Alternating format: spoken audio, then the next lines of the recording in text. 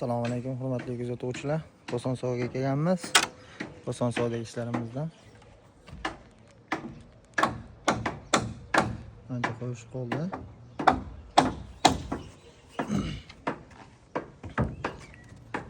Bu yer konvertdan qo'yib yetganmiz.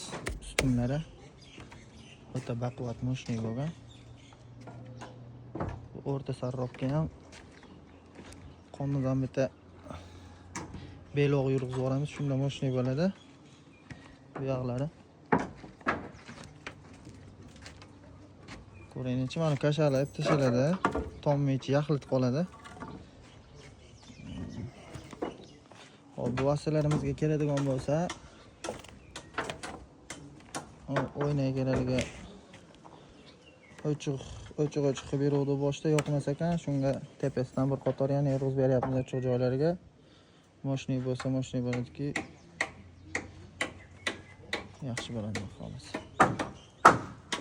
Ba'zi joylar ochiq qoladi, taxtamiz kamroq ketsin deydi.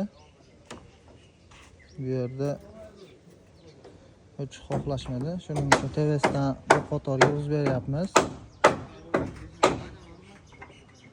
Ko'ringlar, bitgandan keyin bitta syomkasini qo'yamiz. Tom ichlaridan, tashqarilaridan. Proyekt asosida birga bir bo'lib qo'yanda xolasa.